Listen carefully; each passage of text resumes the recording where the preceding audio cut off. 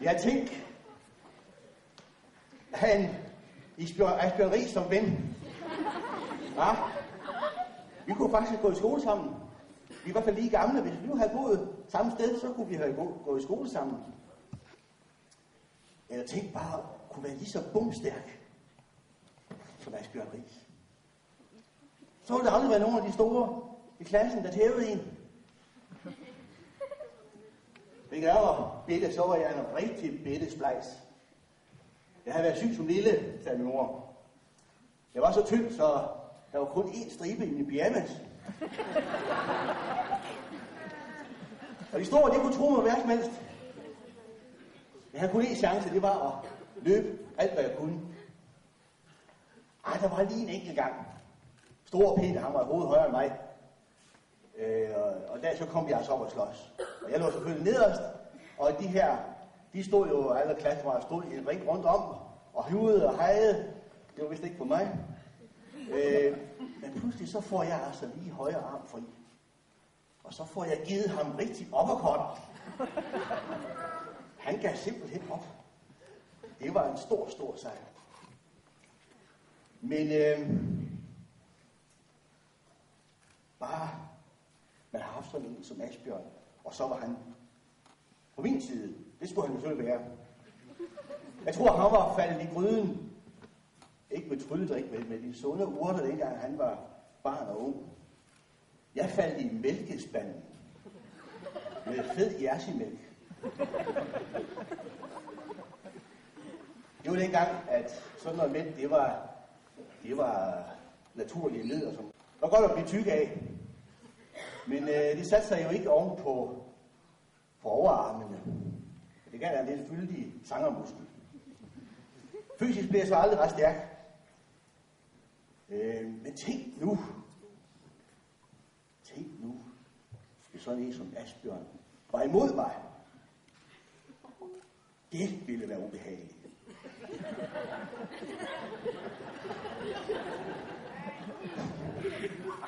Jeg ønsker næsten at løbe. Jeg kender en styrke, som han ikke. Så er stærkere end ham.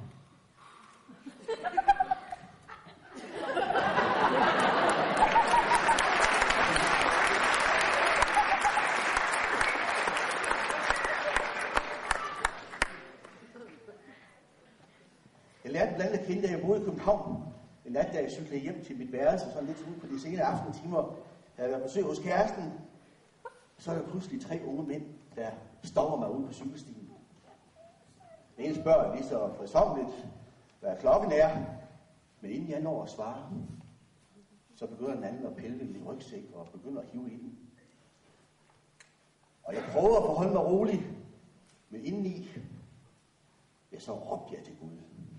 Det kunne de her selvfølgelig ikke høre, men det tror jeg Gud kunne. For pludselig er det en, der siger, lad ham nu bare være. Og så gik det deres vej, og jeg kunne cykle hjem. Det er Guds styrke. Guds svaghed, det står der i Bibelen, at den er stærkere end menneskers styrke. Selv når Gud er aller svagest, så er han stærkere end Asbjørn. Og han var allersvagest, dengang han kom her til vores jord. Der blev han født som en lille barn, en lille dreng. Hans mor kunne skifte blæ på ham, ligesom der er blevet på jer. Han kunne ikke mere end os andre. Og da han så var allersvagest, da han som 30-årig blev sat ind foran det store råd og blev hånet og spottet og sagt, du er en gudsbespotter, vi vil have slået dig ihjel. Han blev dømt til døden. Og ikke nok med det, han blev simpelthen kløvet op på et kors og henrettet. Svagere kan man ikke blive. Og se, her vandt han den allerstørste sejr. Han slog simpelthen døden ihjel. Han opstod igen. Vi vil så gerne være stærke og seje. Vi vil godt have de store muskler. Sund mad og træning kan gøre det. Og så viljen til det. Jeg har hørt, der er 150.000 mænd, unge mænd, som godt vil se ud som Asbjørn Riis. De gider bare ikke gøre det, der skal til. Så de vil spise de her piller, der hedder anabole steroider.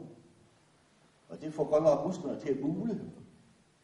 Men det er ikke sejt. Det er faktisk rigtig vanvittigt. De risikerer at ende som grøntsager, og ikke det, man spiser. De risikerer blodpropper og hjerneblødning. Der er piger, der vil se ud som modellerne i bladene. De spiser dårligt, eller de spiser slet ikke. Det er ikke sejt. Det er vanvittigt. Ja, der er nogen, der ødelægger deres liv og dør af det. Jeg har sådan en motorcykel, som vi så før. Det er sejt. Det er sejt. Og have en fed bil, der kan køre stærkt, det er også sejt. Men det er jo dybest ikke sejt at køre vildt på den. For nogle måneder siden var der en ung mand, der kørte vildt hernede på Skrabbedagsvej. Det overlevede han ikke. Og når der er nogen, der kører vildt hen i Nykøbing 100 km ind i byen, ja, så gør de andre mennesker bange. Det er ikke sejt. Det er vanvittigt. Der er nogen, der tror, det er sejt at køre i tog. Hvem synes, det er sejt at køre i tog? Ja, der er ikke, der synes, det er sejt at køre i tog. Der er nogen, der synes, det er mest sejt, når man sidder oven på toget. Og sige, det er ikke sejt. Det er vanvittigt. For 14 dage siden var der nogle danskere, der gjorde det i Berlin. De begravede ham sidste uge. Der er også nogen, der tror, det kan være sejt at ryge, eller det er måske fedt at ryge en fed. Eller ryge noget kræk. Jeg så det i TV2 i mandags. Der var en, der havde røget crack i flere år. Så blev jeg spurgt, om han synes, det var godt. For alt i verden gør det ikke, siger han. Og man kan også se på ham, hans liv var ødelagt. Han var helt af stilet. Han er svært ved at komme ud af det. Nej, det er ikke den måde, man lever stærkt på. Det er ikke sejt. At leve stærkt, det er at leve sundt. Der kan man måske også leve længe. At leve stærkt, det er at tage livet, som Gud har givet os det, og så leve, som Gud har tænkt det. Det er sådan den her linedanser, der vælger livet. Tager tiltag imod og frimodighed, og så leve det sådan, som det er tænkt. Leve stærkt, det er også at stole på Guds barmhjertighed og tilgivelse, når livet går galt. Og det gør det jo en gang imellem. Det er at leve stærkt. Det er at stole på Guds styrke. Han, som kan selv besejre døden, og som har givet os del i den sejr. Det er derfor, vi kan sige det. Lev stærkt. Lev evigt. Amen. Vi skal bede. Jeg takker Gud, at din svaghed er større end vores styrke. Tak, at du er virkelig stærk. Tak, at du kunne besejre døden for os. Men tak også, at du har givet os et rettesnor i livet, som vi kan danse ud på som linedansere. Og når vi falder af, så må vi komme til dig og leve i din nærhed. Vil du minde os om det, at vi lever stærkt, så vi også kan leve evigt hos dig. Amen. Vi skal rejse os op, og så skal vi tage hinanden i hånden.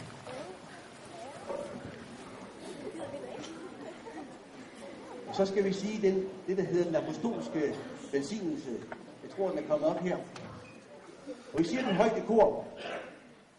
Hvor Herres Jesu Kristi nåde, Guds kærlighed og Helligåndens fællesskab være med os alle.